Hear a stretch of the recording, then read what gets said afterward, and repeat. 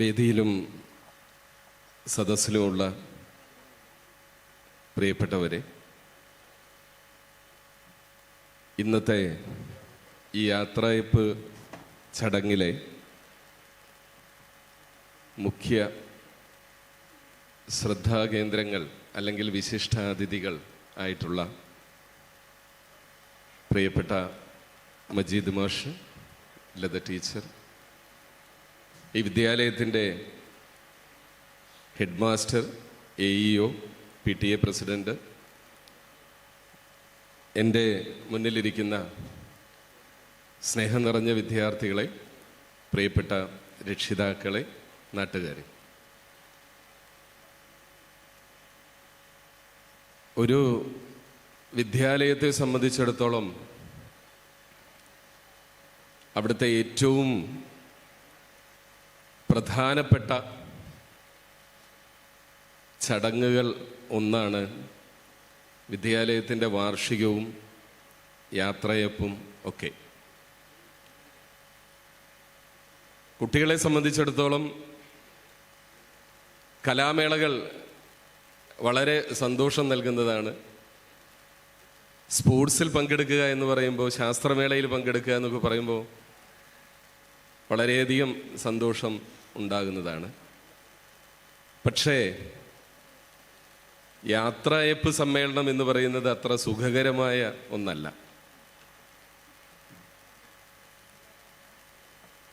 ഇവിടെ സംസാരിച്ചവരൊക്കെ സൂചിപ്പിക്കുകയുണ്ടായി, വിദ്യാഭ്യാസത്തെക്കുറിച്ച്, അധ്യാപനത്തെക്കുറിച്ച്, നമ്മുടെ നാട്ടിലെ മറ്റ് വികസനങ്ങളെക്കുറിച്ചൊക്കെ.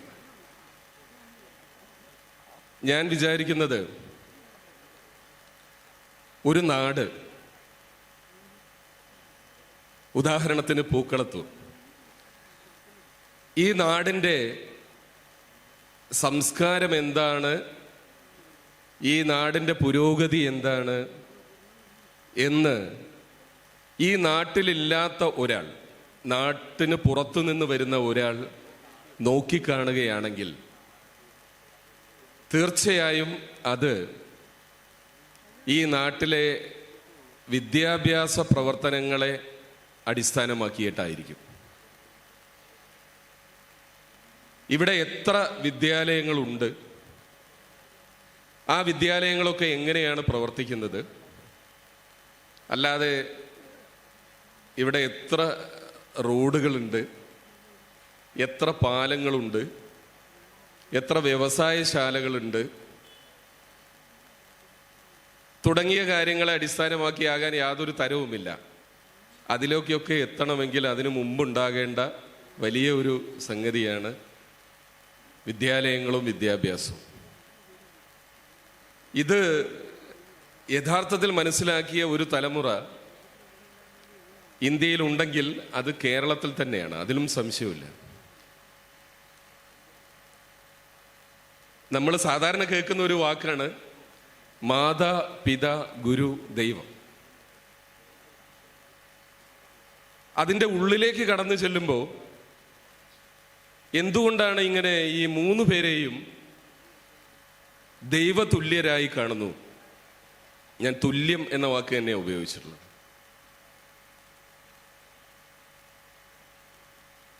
കബീർ ദാസ് അദ്ദേഹത്തിൻ്റെ ഒരു ശ്ലോകത്തിനകത്ത് പറയുന്നുണ്ട്, മാതാവും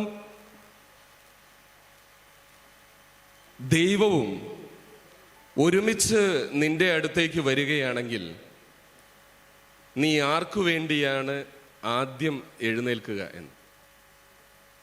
അതിനുത്തരമായി അദ്ദേഹം പറയുന്നത്, ഞാൻ തീർച്ചയായും മാതാവും അധ്യാപകനും ദൈവവും ഒരുമിച്ച് നിന്റെ അടുത്തേക്ക് വരികയാണെങ്കിൽ നീ ആർക്കു വേണ്ടിയാണ് എഴുന്നേൽക്കുക എന്ന് ചോദിച്ചപ്പോൾ അദ്ദേഹം പറഞ്ഞത്, ഞാൻ എൻ്റെ സീറ്റ്, എൻ്റെ സ്ഥാനം ഒഴിഞ്ഞു കൊടുക്കുക, എൻ്റെ ഇരിപ്പിടം ഒഴിഞ്ഞു കൊടുക്കുക അധ്യാപകന് വേണ്ടിയായിരിക്കും എന്നാണ്.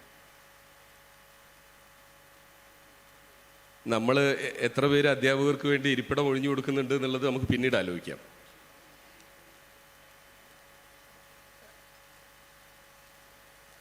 അപ്പോ എന്തുകൊണ്ടാണ് അങ്ങനെ ചെയ്യുന്നതെന്ന് ചോദിച്ചപ്പോൾ അദ്ദേഹം പറഞ്ഞത്, യഥാർത്ഥത്തിൽ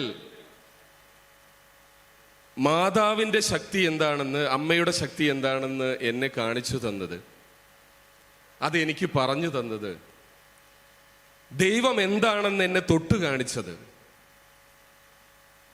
ദൈവത്തിൻ്റെ സാന്നിധ്യമായി എന്നോടൊപ്പം കൂടെ നടന്നത്, എന്നെ കൈപിടിച്ചു നടത്തിയത് ഈ അധ്യാപകനാണ്.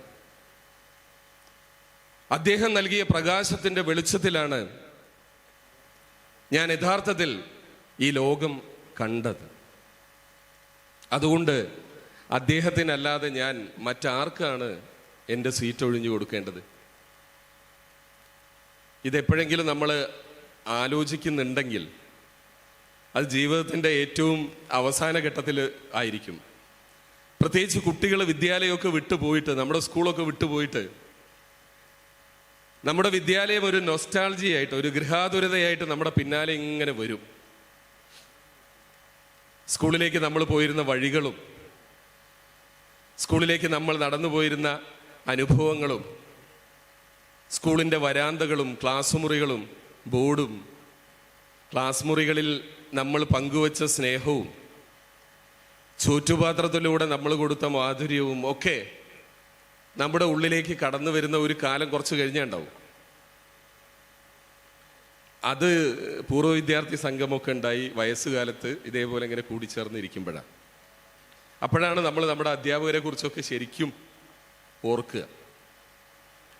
നിങ്ങളൊന്ന് ആലോചിച്ച് നോക്കൂ, നമ്മളെല്ലാവരും ഒന്നുമില്ലാതിരുന്ന ഒരു കാലം, അതാണ് നമ്മുടെ വിദ്യാർത്ഥി ജീവിതം. ഒന്നുമില്ലാതിരുന്ന ഒരു കാലത്ത് നമ്മളെ നടക്കാൻ പഠിപ്പിച്ചത്, നമ്മളെ പറയാൻ പഠിപ്പിച്ചത്, നമ്മളോടൊപ്പം നിന്നത്, നമ്മളെ വെളിച്ചത്തിലേക്ക് നയിച്ചത് നമ്മുടെ മാതാപിതാക്കന്മാരും ഗുരുനാഥന്മാരുമാണ്. ഒരു ഐഡന്റിറ്റിയും ഇല്ലാതിരുന്ന, ഇപ്പോൾ 10ാം ക്ലാസ്സിൽ പാസ്സായി വന്ന ആൾക്കാർ, ഹയർ സെക്കൻഡറിയിലെ കുട്ടികൾ, സ്കൗട്ടുകാർ, പിന്നെ എന്താണ് JRC-ക്കാർ, NCC-ക്കാർ, അല്ലേ? ഇവിടെ ഇരിക്കുന്ന ആളുകൾക്കൊക്കെ ഓരോ ഡെസിഗ്നേഷൻ ഉണ്ട്. എനിക്കൊരു ഡെസിഗ്നേഷൻ ഉണ്ട്. ഞാൻ അറിയപ്പെടുന്നത് ഇങ്ങനെയാണ്. പക്ഷെ ഈ സന്തോഷ് വള്ളിക്കാടൊന്നും സന്തോഷ് വള്ളിക്കാട് അല്ലാതിരുന്ന ഒരു കാലം ഉണ്ടായിരുന്നു. അത് സ്കൂളിൽ പഠിച്ചിരുന്ന കാലത്താണ്. ഞങ്ങളൊക്കെ വള്ളി ട്രൗസർ ഇട്ട് പോയിരുന്ന കാലത്ത്, അല്ലേ? യൂണിഫോം ഇട്ടിട്ട് നമ്മൾ സ്കൂളിലേക്ക് പോകുന്ന കാലത്ത് നമുക്ക് ഒരു ഐഡന്റിറ്റിയും ഇല്ല. നമ്മുടെ ഐഡന്റിറ്റി എന്താണ്, നമ്മുടെ വ്യക്തിത്വം എന്താണെന്ന് നമ്മളെ തൊട്ട് കാണിച്ചു തന്നവരാണ് യഥാർത്ഥത്തിൽ ഈ അധ്യാപകർ. ഒരുമിച്ച് കൂടെ നടന്ന് നമ്മുടെ ചിന്തകളിൽ ഇടപെട്ടുകൊണ്ട് നമ്മുടെ കഴിവുകളെ അതിൻ്റെ പാരമ്യതയിലേക്ക് വികസിപ്പിക്കാൻ, ആകാശത്തോളം സ്വപ്നം കാണാൻ, വലിയ വലിയ സ്വപ്നം കാണാൻ നമ്മളെ പഠിപ്പിച്ചവരാണ് യഥാർത്ഥത്തിൽ അധ്യാപകർ. ഒന്നും പ്രതീക്ഷിക്കാതെ ഈ ജീവിതകാലത്തിനിടയിൽ തിരിച്ച് എപ്പോഴെങ്കിലും നമ്മൾ ഈ അധ്യാപകരുടെ അടുത്ത് പോകുമോ അറിയില്ല. നമുക്കൊരു ജോലി കിട്ടിയിട്ട് ആദ്യത്തെ ശമ്പളം, എന്നാ ഇരിക്കട്ടെ, എന്നെ പഠിപ്പിച്ച മാഷക്ക്, എന്നെ പഠിപ്പിച്ച ടീച്ചർക്ക് എന്നൊന്നും ഒരാളും ചെയ്തിട്ടുണ്ടാവില്ല. വളരെ അപൂർവമായിട്ട് ആരെങ്കിലുമൊക്കെ ചെയ്തിട്ടുണ്ടാവാം. ഇതൊന്നും പ്രതീക്ഷിക്കാതെ ഒരു തൊഴിൽ എന്ന സങ്കല്പത്തിന് അപ്പുറത്തേക്ക് അതിൻ്റെ സാമൂഹികമായ എല്ലാ അർത്ഥങ്ങളെയും മനസ്സിലാക്കിക്കൊണ്ട് ഈ മഹത്തായ പ്രവൃത്തിയിൽ ഏർപ്പെടുന്ന ആളുകളായതുകൊണ്ടാണ് അവരെ ഗുരു എന്ന് നമ്മൾ വിളിക്കുന്നത്. അന്ധകാരത്തെ ഇല്ലാതാക്കി പ്രകാശം പരത്തുന്നവർ, നമ്മളിലേക്ക് അറിവിൻ്റെ പ്രകാശത്തെ തരുന്നവർ, ആ ഇരുട്ടിൽ നമ്മളെ വെളിച്ചത്തിലേക്ക് നയിക്കുന്നവർ. അതുകൊണ്ടാണ് വൈക്കം മുഹമ്മദ് ബഷീറിന്റെ ഒരു കഥാപാത്രം ആ വെളിച്ചം കണ്ടപ്പോൾ, ഉള്ളിലെ വെളിച്ചമാണ്, ആ വെളിച്ചം കണ്ടപ്പോൾ വെളിച്ചത്തിന് എന്തൊരു വെളിച്ചം എന്ന് പറയാനിടയായത്. അങ്ങനെ വെളിച്ചത്തിന് വെളിച്ചമുണ്ട്. അതേ കഥാപാത്രത്തിനെ മറ്റൊരു സന്ദർഭത്തിൽ അതേപോലെ തന്നെ ബഷീറിന്റെ മറ്റൊരു കഥാപാത്രം പറയുന്നുണ്ട്. മാഷ് ചോദിക്കുന്ന ഒരു ചോദ്യം, ഒന്നും കൂട്ടിയാൽ എത്രയാ മജീദ് എന്ന് ചോദിച്ചപ്പോ, മജീദ് തൻ്റെ ജീവിതത്തിൽ ആകെ കണ്ടിട്ടുള്ള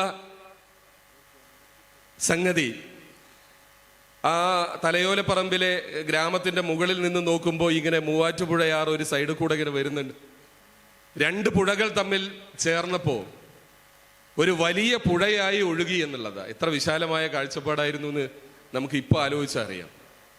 ഈ രണ്ട് പുഴകൾ തമ്മിൽ ചേർന്ന് ഒരു വലിയ പുഴയായി തീരുന്നുണ്ടെങ്കിൽ മാഷ് ചോദിച്ച ചോദ്യത്തിന്റെ അർത്ഥം ഒന്നും കൂടിയാൽ എത്രയാ ഉമ്മണി വലിയ ഒന്നാണെന്ന് മജീദ് ഉത്തരം പറഞ്ഞപ്പോ മജീദിനെ പഠിപ്പിച്ച മാഷ് മജീദിനെ ചൂരൽ വടി കൊണ്ട് അടിച്ചിട്ടില്ല.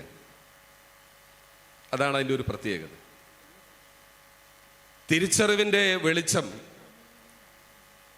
ഗ്രീക്ക് പുരാണത്തിനകത്ത് ഒരു കഥാപാത്രമുണ്ട്, പ്രൊമിത്യൂസ് എന്നാണ് അദ്ദേഹത്തിന്റെ പേര്. പ്രൊമിത്യൂസ് ഇരുട്ടിൽ കഴിഞ്ഞിരുന്ന ഒരു തലമുറയെ വെളിച്ചത്തിലേക്ക് നയിച്ച കഥാപാത്രമാണ്. അദ്ദേഹം അഗ്നി ദേവന്മാരുടെ ലോകത്ത് നിന്ന് എടുത്തുകൊണ്ടുവന്ന് സാധാരണക്കാരായ മനുഷ്യർക്ക് നൽകി എന്നുള്ളതാണ്.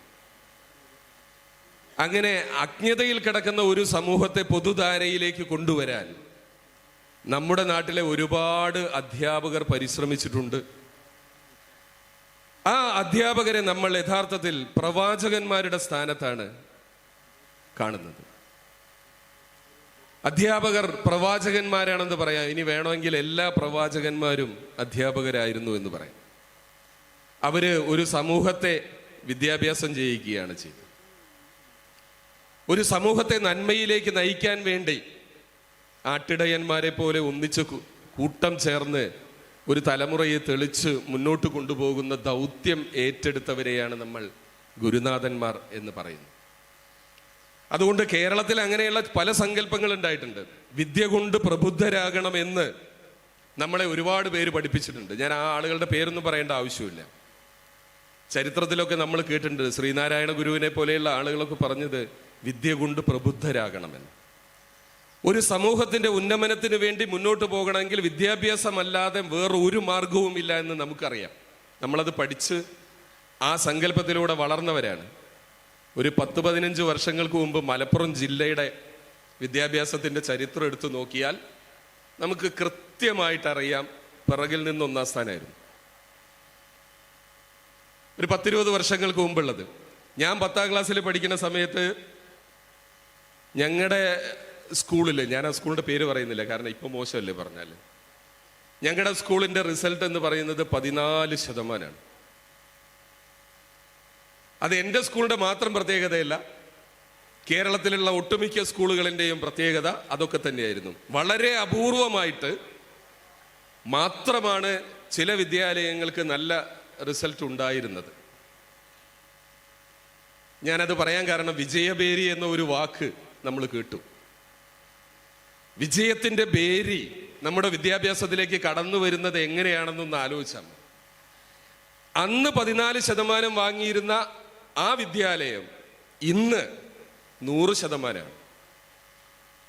100% വിജയം നേടിയിട്ടുള്ള വിദ്യാലയങ്ങളുടെ പട്ടിക നമുക്ക് എടുത്തു നോക്കാം. നമ്മുടെ ജില്ലയാണ് ഏറ്റവും കൂടുതലുള്ളത്, അല്ലേ?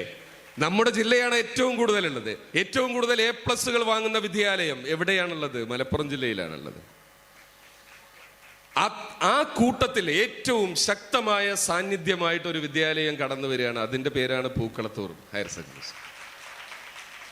ഹൈസ്കൂൾ രംഗത്ത് മാത്രമല്ല, ഹയർ സെക്കൻഡറി. ഞാൻ സ്കൂൾ അധ്യാപകനായിരുന്ന കാലത്ത് ജില്ലാ യുവജനോത്സവത്തിൽ പോയാൽ കേൾക്കുന്ന പേരുകളിൽ ഏറ്റവും പ്രധാനപ്പെട്ട പേരായിരുന്നു പൂക്കളത്തൂർ ഹയർ സെക്കൻഡറി സ്കൂളിന്റെ പേര്. അത് ഇപ്പോഴും ഇടയ്ക്കൊക്കെ പത്രത്തിൽ നമ്മൾ കാണുന്നുണ്ട്. പൂരക്കളി, പരിചവിട്ട് കളി. എനിക്ക് തോന്നുന്നു ഒരു ജോസ് മാഷ്, ഒരു സംഗീത അധ്യാപകൻ ഇവിടെ, അദ്ദേഹത്തെ എൻ്റെ ഓർമ്മയിൽ ഇങ്ങനെ വരുന്നുണ്ട്. സകല കലാവല്ലഭനായിട്ട് എല്ലാ വേദികളിലും നിറഞ്ഞു നിന്ന് കുട്ടികളോടൊപ്പം ഒഴുകിപ്പോകുന്ന ഒരു അധ്യാപകൻ, അല്ലേ? അത് ആ അധ്യാപകരെ കണ്ട ആൾക്കാർ ഇവിടെ ഉണ്ടോ എന്ന് എനിക്കറിയില്ല. അധ്യാപകരുടെ ക്ലാസ്സിലിരുന്ന ആൾക്കാർ ഇവിടെ ഉണ്ടോ എന്ന് എനിക്കറിയില്ല. പക്ഷേ നമുക്ക് ഇങ്ങനെ ചില മാതൃകകൾ അധ്യാപകരുടെ ഇടയിൽ ഉണ്ട്. അത്തരത്തിലുള്ള 2 മാതൃകകളാണ് നമ്മുടെ മുമ്പിൽ ഇരിക്കുന്നത് എന്നുള്ള കാര്യത്തിൽ യാതൊരു സംശയവുമില്ല. നിങ്ങൾ കൊടുക്കുന്ന ഊഷ്മളമായ ഈ സ്നേഹം കാണുമ്പോൾ, ഈ കയ്യടിയൊക്കെ കാണുമ്പോൾ, ഈ കയ്യടിയും ഈ സ്നേഹവും മാത്രമേ അവരുടെ മനസ്സിൽ എപ്പോഴും ഉണ്ടാവുള്ളൂ, അല്ലെ? വർഷങ്ങൾക്ക് ശേഷം നിങ്ങൾ ഈ അധ്യാപകരെ ആരെങ്കിലും ഒരാളെ വിളിച്ചിട്ട് ഫോൺ ചെയ്തിട്ട്, മാഷേ ഞാൻ ഇന്ന ആളാണ്, എനിക്കൊരു ജോലി കിട്ടി എന്ന് പറയുമ്പോൾ ആ അധ്യാപകൻ അനുഭവിക്കുന്ന ആനന്ദം ഒരുപക്ഷെ മജീദ് മാസ്റ്ററുടെ മകന് അല്ലെങ്കിൽ മകൾക്കോ ജോലി കിട്ടുന്നതിനേക്കാൾ കൂടുതലായിരിക്കും എന്നുള്ള തിരിച്ചറിവാണ് നമുക്ക് ഉണ്ടാവേണ്ടത്. എന്ന് പറഞ്ഞാൽ സ്വന്തം മക്കളെക്കാൾ ഹൃദയത്തിൽ വിദ്യാലയത്തിലെ കുട്ടികളെ കൊണ്ടു നടക്കാൻ കഴിയുന്നവരാണ് യഥാർത്ഥത്തിൽ നല്ല അധ്യാപകർ. നിങ്ങൾ എപ്പോഴും ഏറ്റവും നല്ല ടീച്ചർ ആരാണെന്നുള്ള ചോദ്യത്തിന് ഉത്തരം, ആരാന്റെ മക്കളെ സ്വന്തം മക്കളെ പോലെ കാണാൻ കഴിയുന്നവനാണ് യഥാർത്ഥത്തിൽ നല്ല ടീച്ചർ, അല്ലേ? നമ്മുടെ സ്നേഹം, നമ്മുടെ സൗഹൃദം, നമ്മുടെ ദേഷ്യം, നമ്മുടെ ദുഃഖങ്ങൾ, നമ്മുടെ സങ്കടങ്ങൾ എല്ലാം നമുക്ക് പങ്കുവെക്കാൻ ഒരുപക്ഷെ വീട്ടിൽ അച്ഛനോടോ അമ്മയോടോ പറയാൻ കഴിയാത്തതിനേക്കാൾ അപ്പുറം, നമ്മുടെ സുഹൃത്തുക്കളെക്കാൾ അപ്പുറം സ്നേഹിക്കാൻ കഴിയുന്ന, വഴികാട്ടികളായി നമ്മുടെ മുമ്പിൽ നയിക്കുന്ന നാഥന്മാരായ ആളുകളാണ് യഥാർത്ഥത്തിൽ നല്ല അധ്യാപകർ. സി രാധാകൃഷ്ണൻ അദ്ദേഹത്തിൻ്റെ ഒരു അനുഭവം പറയുന്നുണ്ട്. സി രാധാകൃഷ്ണനെ നമുക്കറിയുണ്ടാവും, മലപ്പുറം ജില്ലയിലാണ്, വലിയ നോവലിസ്റ്റാണ്. ശാസ്ത്രം പഠിച്ച് സാഹിത്യത്തിൻ്റെ മേഖലയിലേക്ക് കടന്നു വന്ന് പത്രാധിപരായി ഒരുപാട് പുസ്തകങ്ങൾ എഴുതിയ സി രാധാകൃഷ്ണൻ അദ്ദേഹത്തിൻ്റെ അനുഭവങ്ങളിൽ പറയുന്ന ഒരു ചെറിയ ഭാഗം,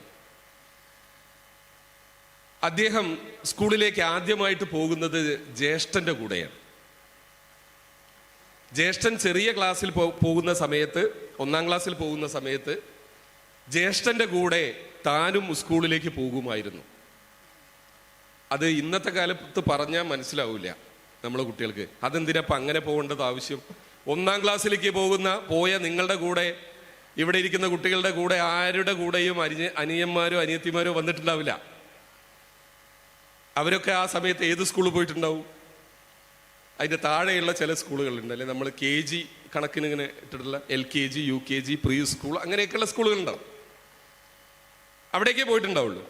ഇതൊന്നും ഇല്ലാതെ ഒരു കാലം ഉണ്ടായിരുന്നു. ആ കാലത്ത് സ്കൂളിലേക്ക് പോകുമ്പോൾ അനിയന്മാരും അനിയത്തിമാരും ഒക്കെ കൂടെ വന്നിട്ടുള്ള ആളുകൾ ഈ കൂട്ടത്തിലും ഇരിക്കുന്നുണ്ടാവും. അപ്പോ അനിയൻ അന്ന് 2 വയസ്സ്, അതായത് സി രാധാകൃഷ്ണൻ അന്ന് 2 വയസ്സ് തികയാനാവുന്നുള്ളൂ. പക്ഷേ സ്കൂളിലേക്ക് പോകണമെന്ന് ശാഠ്യം പിടിച്ചതുകൊണ്ട് ഏട്ടൻ്റെ കൂടെ കയ്യും പിടിച്ചു വന്നതാണ്. ക്ലാസ്സിൽ കുറച്ച് കഴിഞ്ഞപ്പോൾ ഇവൻ ശല്യമായി. അങ്ങനെയാണല്ലോ അല്ലേ, ചെറിയ കുട്ടിയല്ലേ, ശല്യമായി. അപ്പോൾ കുട്ടികളൊക്കെ വഴക്ക് പറഞ്ഞു, എന്തൊക്കെയോ പ്രശ്നമായി. പിന്നെ ഈ കുട്ടി കരയാൻ തുടങ്ങി, കരച്ചിലോട് കരച്ചിൽ. അങ്ങനെ കരഞ്ഞുകൊണ്ടിരിക്കുന്ന സി രാധാകൃഷ്ണനെ ടീച്ചർ പതുക്കെ എടുത്ത് ബ്ലാക്ക് ബോർഡിന് പിറകിലേക്ക് പോകുന്നത് കണ്ടു. ഏട്ടൻ പറഞ്ഞത് ഇങ്ങനെ, പിറകിലേക്ക് പോകുന്നത് കണ്ടു. കുറച്ചു കഴിഞ്ഞപ്പോൾ കരച്ചിൽ ഇങ്ങനെ പതുക്കെ പതുക്കെ ഇല്ലാതായി. ഇത്തിരി കഴിഞ്ഞപ്പോൾ ചുണ്ടു തുടച്ചുകൊണ്ട് അനുജൻ ക്ലാസ്സിലേക്ക് കയറി വരുന്നത് കണ്ടു. ഇത്തിരി കഴിഞ്ഞപ്പോൾ സാരിയൊക്കെ നേരെയാക്കിക്കൊണ്ട് ടീച്ചറും കടന്നു വന്നു. ഇത് ഞാനിങ്ങനെ ഒരു അനുഭവം, സി രാധാകൃഷ്ണന്റെ ജീവിതാനുഭവം ഇവിടെ പറയുമ്പോൾ, ആ കാലത്ത് അല്ലെങ്കിൽ ഒരു കാലത്ത് നമ്മുടെ അധ്യാപകർ എത്രത്തോളം വിദ്യാർത്ഥികളുടെ ഹൃദയത്തിലേക്ക് ആഴ്ന്നിറങ്ങുകയും അവരുടെ അനുഭവവുമായി ബന്ധപ്പെട്ട് പ്രവർത്തിക്കുകയും ചെയ്തിരുന്നു എന്ന് സൂചിപ്പിക്കാൻ വേണ്ടിയിട്ടാണ്. അങ്ങനെയുള്ള ഒരു നീണ്ട അധ്യാപക നിര നമുക്കുണ്ടായിരുന്നു സമൂഹത്തിൽ മൊത്തത്തിൽ. സമൂഹത്തെ മുന്നിലേക്ക് നയിച്ച അധ്യാപകരെ നമ്മൾ പേരിട്ട് പല പേരുകളിൽ വിളിച്ചു എന്നുള്ളതാണ്. അതാണ് ഞാൻ പറഞ്ഞ ശ്രീനാരായണ ഗുരുവായാലും അയ്യങ്കാളിയായാലും വക്കം അബ്ദുൽ ഖാദർ മൗലവി ആയാലും, ഇങ്ങനെ നിരവധി അധ്യാപകരുടെ ഒരു ലോകം നമുക്ക് ഉണ്ടായിരുന്നു എന്നുള്ള ആ തലമുറയുടെ ഇങ്ങേ അറ്റത്ത് നിൽക്കുന്ന 2 പേരുകളാണ്, ഒന്ന് ലത ടീച്ചറിൻ്റെയും ഒന്ന് മജീദ് മാഷിൻ്റെയും എന്നുള്ളത്.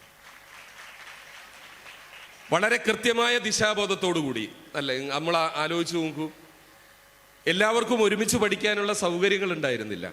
ഒരുമിച്ച് പഠിക്കാൻ സമ്മതിക്കുമായിരുന്നില്ല.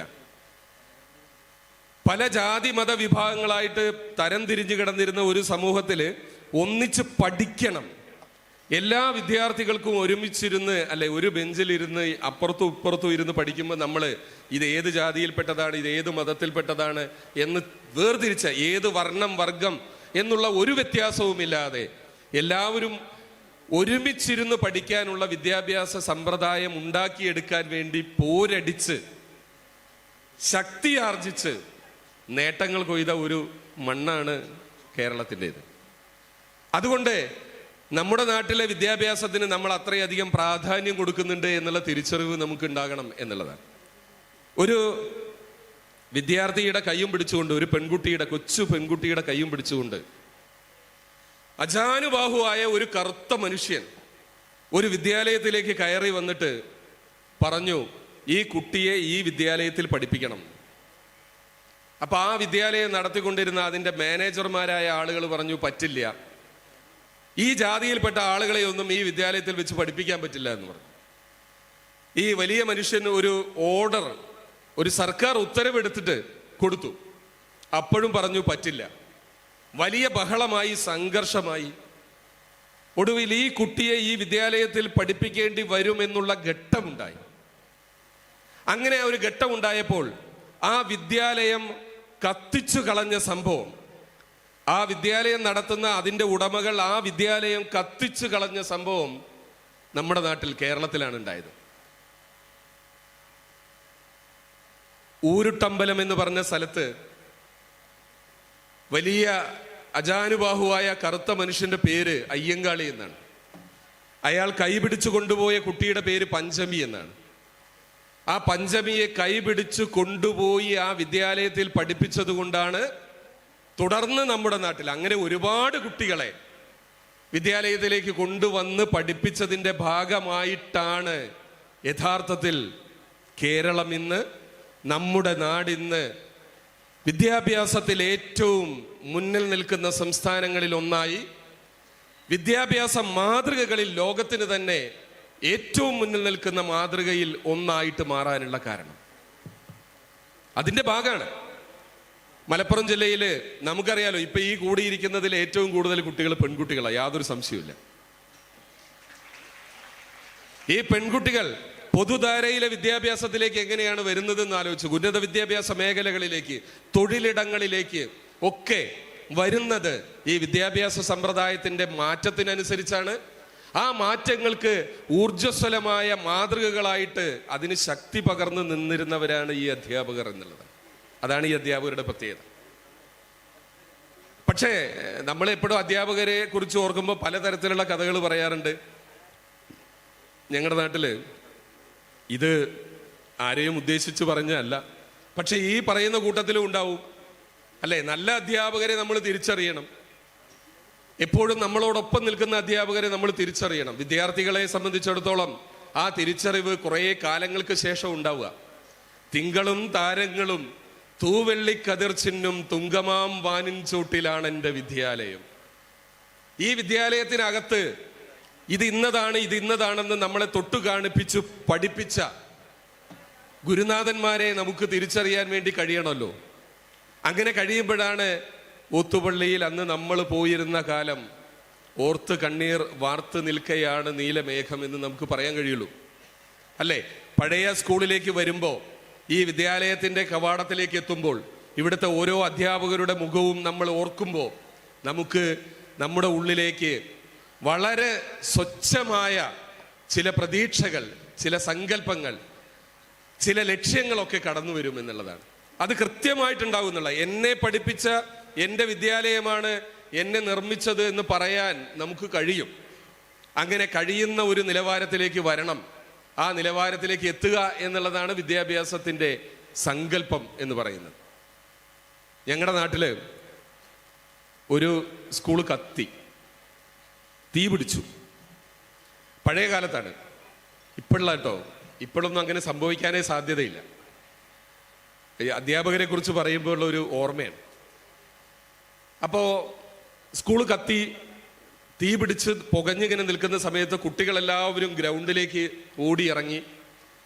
അധ്യാപകരും നാട്ടുകാരും എല്ലാവരും കൂടി തീ കെടുത്താനുള്ള ശ്രമം നടത്തിക്കൊണ്ടിരിക്കുക.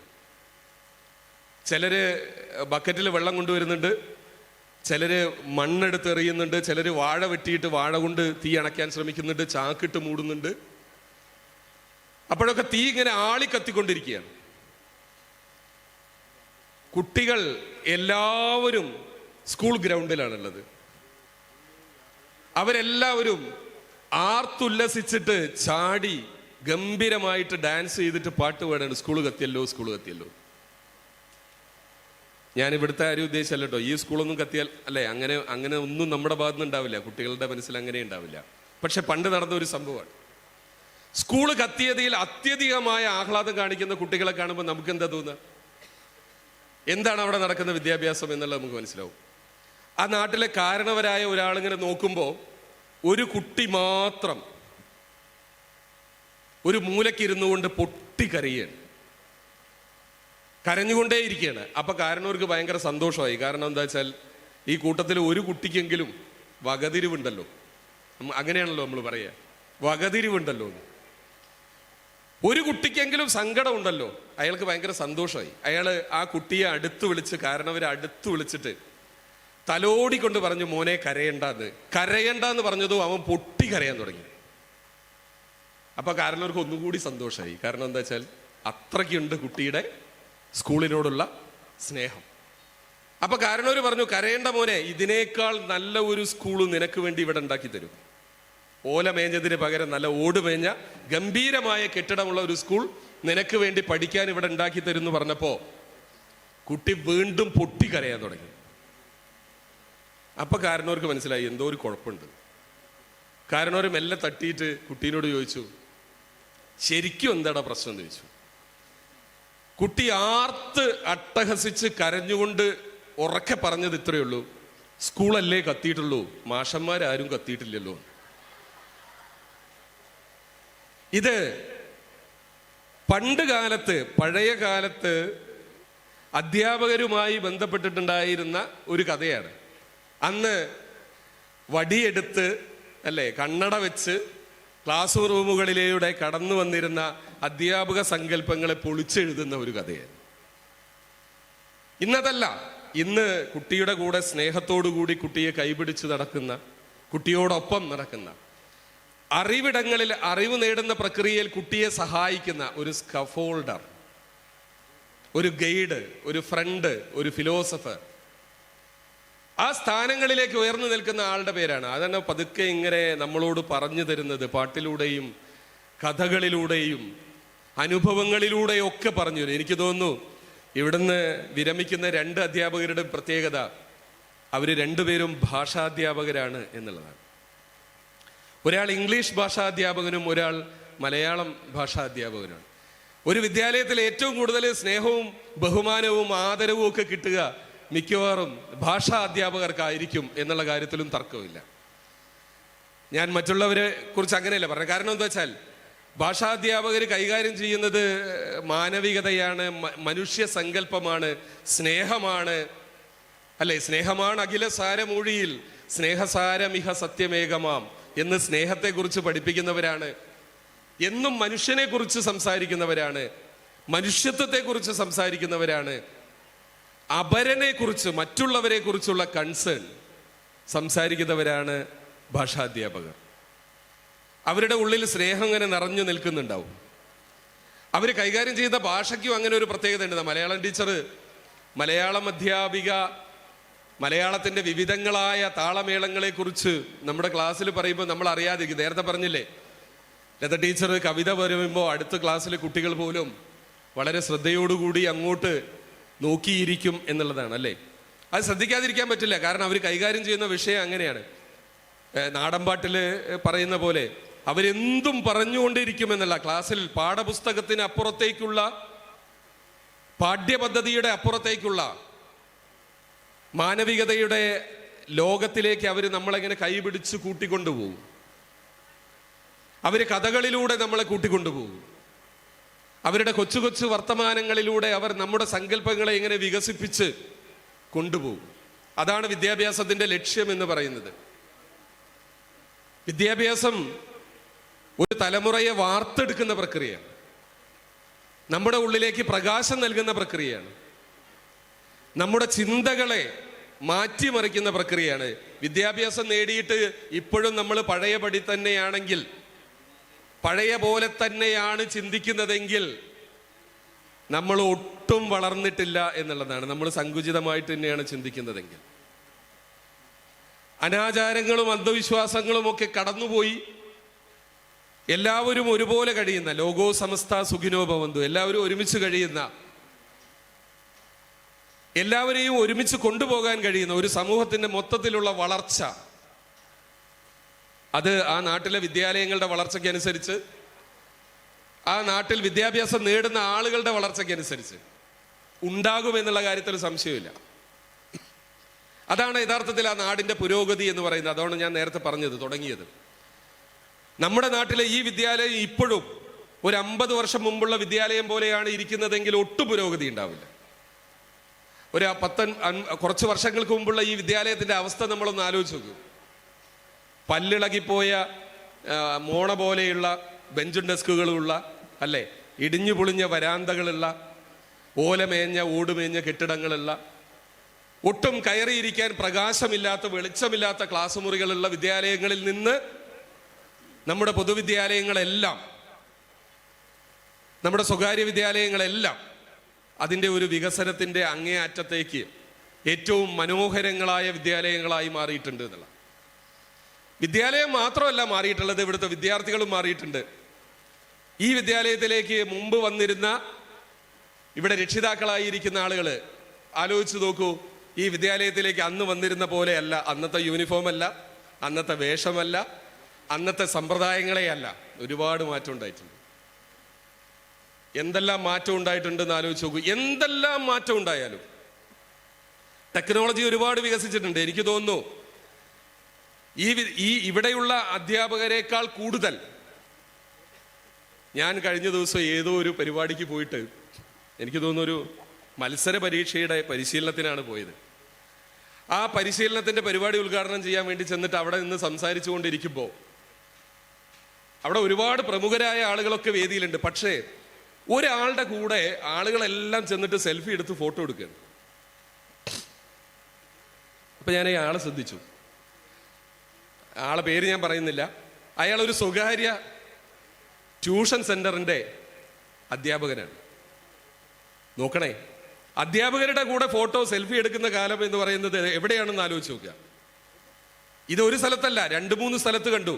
ഈ സ്വകാര്യ ട്യൂഷൻ സെന്റർ എന്ന് പറയുന്നത് ഓൺലൈനാണ്. ഇപ്പൊ ഇവരോട് ചോദിച്ചാൽ മതി, ഇവരുടെ ആരാധകന്മാരായ ആളുകൾ ആരാധന ചോദിച്ചാൽ എല്ലാവർക്കും ഉണ്ട്. ഞാൻ ആളുകളുടെ പേര് പറയുന്നില്ല, കാരണം എനിക്കുണ്ട് ഇതേപോലെ ഈ പ്രായത്തിലുള്ള മക്കള്. അവരുടെ ആരാധക കഥാപാത്രങ്ങൾ അധ്യാപകരാണ്. അതാണ് ശ്രദ്ധിക്കേണ്ടത്. ടെക്നോളജി എത്ര വികസിച്ചിട്ടും ചിലപ്പോൾ നമ്മുടെ വിദ്യാലയങ്ങളിലെ അധ്യാപകരെ പോലും നിഷ്കാസിതരായിട്ട് അങ്ങേപ്പുറത്ത് നിന്നുകൊണ്ട് അവരോടൊപ്പം സെൽഫി എടുത്ത് അതെന്തുകൊണ്ടാണ് സംഭവിക്കുന്നതെന്ന് വെച്ചാലേ, അവര് വിളിക്കുന്നത് എങ്ങനെയാണ്? കുട്ട, മോനെ, എടാ, അടി, അല്ലേ? ഈ രീതിയിൽ അവിടെ നടക്കുന്ന അഭ്യാസ പ്രകടനങ്ങൾ, ഓൺലൈൻ ട്യൂഷൻ സെന്ററുകളിൽ നടക്കുന്ന അഭ്യാസ പ്രകടനങ്ങൾ കണ്ടാൽ നമ്മൾ ഞെട്ടിപ്പോവും. അത്ര വൈകാരികമായിട്ടാണ് ഇടപെട്ടുകൊണ്ടിരിക്കുന്നത്. അറിവിനെ, ഈ പാഠപുസ്തകത്തിലുള്ള അറിവ് കിട്ടാൻ വേണ്ടിയിട്ട് സ്കൂളിലേക്ക് വരേണ്ട വല്ല ആവശ്യമുണ്ടോ? ഇന്നത്തെ കാലത്ത് അറിവ് നേടാൻ വേണ്ടി ആരെങ്കിലും സ്കൂളിലേക്ക് വരേണ്ട വല്ല കാര്യമുണ്ടോ? സ്കൂളിലേക്ക് വരുന്നുണ്ടെങ്കിൽ അറിവിനോടൊപ്പം നമുക്ക് മറ്റു ചില കാര്യങ്ങൾ കൂടി കിട്ടുന്നുണ്ട് എന്നുള്ളതാണ് അർത്ഥം, അല്ലേ? അതിലേറ്റവും വലിയ പ്രക്രിയ എന്ന് പറയുന്നത് സോഷ്യലൈസേഷനാണ്. സമൂഹത്തിന്റെ മുഖ്യധാരയിൽ എങ്ങനെ ഇടപെടണം, ഇവനാരാണ്, അവൾ ആരാണ്, ഇവരാരാണെന്ന് തിരിച്ചറിയാൻ നമുക്ക് കഴിയണം. ജനാധിപത്യ മര്യാദകൾ എന്താണെന്ന് തിരിച്ചറിയാൻ കഴിയണം. നിന്നെ പോലെ നിന്റെ അയൽക്കാരനെയും സ്നേഹിക്കുക എന്ന് പ്രസംഗിക്കലല്ല, തൊട്ടടുത്ത് ഇരുന്നിട്ട് മനസ്സിലാക്കാൻ കഴിയണം. ഒരേ ചോറ്റുപാത്രത്തിൽ നിന്ന് ഭക്ഷണം കഴിക്കാൻ കഴിയണം. പങ്ക് കൊടുക്കാൻ വേണ്ടി കഴിയണം. അവിടെ ജാതിയുടെയോ മതത്തിൻ്റെയോ എല്ലാ തരത്തിലുള്ള വർണ്ണവർഗ എല്ലാത്തിൻ്റെയും അതിർവരമ്പുകളെ മാറ്റി നിർത്തിക്കൊണ്ട് സമൂഹത്തെ മുന്നോട്ട് നയിക്കാൻ കഴിയണം. മുന്നോട്ട് പോകുമ്പോൾ തിരിച്ച് അന്ധവിശ്വാസത്തിലേക്ക് പോകാൻ പാടില്ല, അല്ലേ? ഫ്രിഡ്ജിനകത്ത് ഇങ്ങനെ കൂടോത്രം ചെയ്തിട്ട് മനുഷ്യന്റെ ശരീരം ഇങ്ങനെ മുറിച്ചിട്ടിട്ട് വെച്ച നാട് ആയി മാറാൻ പാടില്ല. വിദ്യാഭ്യാസം കൊണ്ട് ഒന്നും നേടിയിട്ടില്ല എന്ന് തെളിയിച്ചതാണ്. കൂട്ടുകാരിയെ കത്തികൊണ്ട് കുത്തി കൊലപ്പെടുത്താൻ കഴിയില്ല, അങ്ങനെയല്ലേ? സ്നേഹവും പ്രണയവും ഒക്കെ നടിച്ചുകൊണ്ട് അടുത്തുകൂടുന്ന ആളുകൾ എന്താ ചെയ്യുന്നത് നോക്കി നോക്കൂ. മനുഷ്യനെ തിരിച്ചറിയാൻ കഴിയണ്ടേ? വികാരങ്ങളെ തിരിച്ചറിയാൻ കഴിയണ്ടേ? അത് നേടിയെടുക്കാൻ കഴിയുന്നത് വിദ്യാഭ്യാസ പ്രക്രിയ എന്ന് പറയുന്ന സാധനം, അറിവ്, നേരിട്ടുള്ള അറിവായി മാറുന്നത്, തിരിച്ചറിവായി മാറുന്നത് അതിനകത്ത് വികാരത്തിന്റെ അംശവും കൂടി ചേരുമ്പോഴാണ്. മനുഷ്യൻ ബുദ്ധി കൊണ്ട് മാത്രമല്ല പഠിക്കുന്നത്. ബുദ്ധി കൊണ്ട് പഠിച്ചാൽ അമ്മ എന്ന് പറയുന്നത്, ഉമ്മ എന്ന് പറയുന്നത്, ഉപ്പ ആരാണ് എന്നുള്ളത് മാത്രമാണ്, ജന്മം നൽകിയ ആൾ എന്നുള്ള അർത്ഥത്തിലാണ്. ബുദ്ധി കൊണ്ട് പഠിച്ച ആൾ പ്രായമാകുമ്പോൾ ഉമ്മയെയും ഉപ്പയെയും ചിലപ്പോ നിരാകരിച്ചു കളയും. സ്വന്തം ആവശ്യങ്ങൾക്ക് വേണ്ടി പറന്നകലുമ്പോ ഈ പറഞ്ഞ ആളുകളെ വൃദ്ധസദനത്തിലേക്കോ അല്ലെങ്കിൽ മറ്റെവിടേക്കോ കൊണ്ടുപോയി ആക്കേണ്ടി വരും. അത് ബുദ്ധി കൊണ്ട് പഠിച്ച ആൾക്കുള്ളതാണ്. പക്ഷേ വികാരം കൊണ്ടുകൂടി പഠിക്കാൻ കഴിഞ്ഞാൽ മാത്രമേ, വൈകാരികമായ ഒന്നുകൂടി ഉണ്ട് അല്ലെ, നമ്മൾ വിദ്യാഭ്യാസത്തെ മൂന്നായിട്ട് തരംതിരിക്കുമ്പോൾ ഒന്ന് ബുദ്ധി കൊണ്ടും, ഒന്ന് വൈകാരികമായിട്ടും, മറ്റൊന്ന് ശേഷികൾ കൊണ്ടും പഠിക്കുന്നതാണ്. അങ്ങനെ ഈ മൂന്ന് തലത്തിൽ പ്രത്യേകിച്ച് വൈകാരികമായി ഒരു കാര്യത്തെക്കുറിച്ച് പറയുമ്പോഴാണ്, ഇടപെടുമ്പോഴാണ് യഥാർത്ഥത്തിൽ സ്നേഹം എന്താണെന്ന് തിരിച്ചറിയാം. അമ്മ, ഉമ്മ നമുക്ക് ആദ്യം ചോറ് തന്നത് എങ്ങനെയാന്ന് ആലോചിച്ച് നോക്കൂ. ഉമ്മ ചോറ് തരുമ്പോൾ, കുട്ടികളൊന്നും ആലോചിച്ച് നോക്കൂ, ഉമ്മ ചോറ് തരുമ്പോൾ എന്താ പറഞ്ഞു വെച്ചാല്, നമ്മൾ ചോറ് തിന്നൂലല്ലോ. ചോറ് ഒട്ടും തിന്നാൻ മടി കാണിക്കുന്ന സമയത്ത്, ചെറിയ കുഞ്ഞായിരിക്കുമ്പോൾ ഉമ്മ പറയും, ഇതേ നോക്കത്താ ഒരു കാക്കാന്ന് പറയും അല്ലേ. നമ്മൾ അവിടേക്ക് ഇങ്ങനെ അന്തം വിട്ട് വായ തുറന്നിങ്ങനെ നോക്കുന്ന സമയത്ത് ഉമ്മ എന്ത് ചെയ്യും? ഒരൊറ്റ ഇടല വായ ഉള്ളിലേക്ക് അല്ലേ. അങ്ങനെ വളരെ വൈകാരികമായിട്ടുള്ള ഇടപെടലുകൾ നടത്തിയിട്ടാണ് നമ്മളെ മുന്നോട്ട് കൊണ്ടുപോയത്. നമ്മൾ വീഴാൻ നേരത്ത് വീഴുമ്പോൾ കൈപിടിച്ച് നയിച്ചത്. വീണു പോകുന്ന ഒരു സന്ദർഭത്തിൽ പോലും, കുട്ടിക്കാലത്ത് നടക്കാൻ പഠിക്കുമ്പോൾ, സ്റ്റെപ്പ് കയറാൻ പഠിക്കുന്ന സമയത്ത് വീണു പോകുന്ന ഒരു സന്ദർഭത്തിലും വീണുപോയ ഉടനെ ഒരു വടിയെടുത്ത് വന്നിട്ട് നമ്മളെ അടിക്കുകയല്ലല്ലോ ചെയ്തത്. എന്താണ് നടക്കാത്തത് എന്ന് ചോദിച്ച് അടിക്കുകയല്ലല്ലോ ചെയ്തത്. പകരം തിരിച്ച് വീണ്ടും നിർത്തിയിട്ട് വളരെ സ്നേഹത്തോടു കൂടി നമ്മളെ തലോടിക്കൊണ്ട് മുന്നോട്ട് കൊണ്ടുപോവുകയാണ് ചെയ്തത്. ഇങ്ങനെ വൈകാരികമായ ഇടപെടലുകളിലൂടെ മുന്നോട്ട് പോകുന്ന വിദ്യാഭ്യാസമാണ് യഥാർത്ഥത്തിൽ ഏറ്റവും നല്ല നന്മയുടെ വിദ്യാഭ്യാസമായി മാറുന്നത്. അതിനെ യന്ത്രത്തിന്റെ ഭാഗമാക്കി മാറ്റുമ്പോൾ, യാന്ത്രികമായി മാറുമ്പോൾ ആ വിദ്യാഭ്യാസത്തിൽ കഴമ്പില്ലാതായി പോവുകയും ഒരു തലമുറ നശിച്ചു പോവുകയും ചെയ്യും എന്നുള്ള കാര്യത്തിൽ സംശയമില്ല. ഇതാണ് ഇവിടുത്തെ ഒരു പ്രത്യേകത. കഴിഞ്ഞ 30-34 വർഷമായിട്ട് ഇവർ ചെയ്തത് ഈ പ്രവർത്തനമായിരുന്നു എന്നുള്ളതാണ്. ഇത് ഭാവിയിലുള്ള അധ്യാപകർക്ക് കൂടി ഒരു ഇതാണ്. കാരണം എന്താ വെച്ചാൽ, മഹാഭൂരിപക്ഷം വരുന്ന നമ്മുടെ വിദ്യാർത്ഥി സമൂഹത്തെ നേരായ മാർഗത്തിലേക്ക് നയിക്കാൻ, കൈപിടിച്ച് നയിക്കാൻ കഴിയുന്നവരായിരിക്കണം നമ്മുടെ പ്രിയപ്പെട്ട അധ്യാപകർ. ആ അധ്യാപകർ പിരിഞ്ഞു പോകുന്ന സമയത്ത് നമുക്ക് അവരോടുള്ള സ്നേഹം പ്രകടിപ്പിക്കുമ്പോൾ അവരോട് അഭ്യർത്ഥിക്കാനുള്ളത്, നിങ്ങളുടെ പ്രായമൊന്നു മാത്രമാണ് യഥാർത്ഥത്തിൽ നിങ്ങളുടെ ഒരു റിട്ടയർമെൻ്റായി മാറുന്നത്. നമ്മുടെ നാട്ടില് ഈ ടീച്ചർ അല്ലെങ്കിൽ മാഷ് എന്ന് പറയുന്നത് ജോലി കഴിഞ്ഞാലും റിട്ടയർമെന്റ് കഴിഞ്ഞാലും തുടരുന്ന ഒരു പോസ്റ്റാണ്. അതായത് ഒരു പോലീസുകാരൻ വിരമിച്ചാൽ, എന്തിനാണ് കലക്ടർ വിരമിച്ചാൽ പോലും അല്ലേ, നമ്മൾ അദ്ദേഹത്തെ എന്താ വിളിക്കുക? വിരമിച്ചു കഴിഞ്ഞാൽ കഴിഞ്ഞു. പോലീസുകാരൻ വിരമിച്ചാൽ നമ്മൾ അയാളെ പേരല്ലാതെ വേറൊന്നും വിളിക്കില്ല. അതാണ് അതിൻ്റെ ഒരു പ്രത്യേകത. അപ്പോ വിരമിച്ചാലും പോകാത്ത ഒരു തൊഴിലാണ്, സ്റ്റാമ്പ്ഡാണ്, മുദ്ര കുത്തപ്പെട്ടിരിക്കുകയാണ്. പഴയകാലത്തെ എല്ലാ കാര്യങ്ങൾക്കും അധ്യാപകരോടായിരുന്നു കാര്യങ്ങൾ ചോദിച്ചിരുന്നത്. അത് ഇപ്പോഴും തുടരുന്നുണ്ട്. നമ്മുടെ ജീവിതത്തിലെ ഏറ്റവും പ്രധാനപ്പെട്ട സംഭവങ്ങളൊക്കെ നടക്കുമ്പോൾ അതിൻ്റെ കൂടെ നിൽക്കുന്നവരാണ് അധ്യാപകർ എന്നുള്ളതുകൊണ്ട്. നിങ്ങൾ നോക്കിക്കോളൂ, ഇവിടെ ഈ അടുത്ത കാലത്ത് മാത്രമാണ് ചെറിയ ഒരു മാറ്റം വന്നുകൊണ്ടിരിക്കുന്നത്. അല്ലെങ്കിൽ നമ്മുടെ പൊതുജന സഭകളിലൊക്കെ മത്സരിക്കാൻ ആരുണ്ടാവുക? അധ്യാപകരുണ്ടാവുക അല്ലേ. വിദ്യാഭ്യാസ രീതിയൊക്കെ മാറി ആളുകൾ കൂടുതൽ മുന്നോട്ട് വരാൻ തുടങ്ങിയതിന് ശേഷം മുന്നോട്ടുള്ള പോക്ക് വന്നതിന് ശേഷമാണ് ആ മാറ്റം ഉണ്ടായത്. അപ്പൊ അതുകൊണ്ട് പൊതുസമൂഹത്തിൽ ഇടപെടാൻ ഇവരെപ്പോഴും ഉണ്ടാകും. അന്നും നമ്മൾ അവരെ മജീദ് മാഷെ എന്നും ലത ടീച്ചറെ എന്നുമാണ് വിളിക്കുക. അല്ലാതെ റിട്ടയേർഡ് ലത ടീച്ചറെ, റിട്ടയേർഡ് മജീദ് മാഷെ എന്ന് നമ്മൾ വിളിക്കൂല. അങ്ങനെ സ്ഥിരപ്രതിഷ്ഠയായ അധ്യാപകരായിട്ട് ഒരു സമൂഹത്തെ നയിക്കാൻ ഇവർക്ക് എന്നും കഴിയട്ടെ എന്ന് ആശംസിച്ചുകൊണ്ട് എല്ലാ ആശംസകളും നേർന്നുകൊണ്ട് നിർത്തുന്നു. നന്ദി, നമസ്കാരം.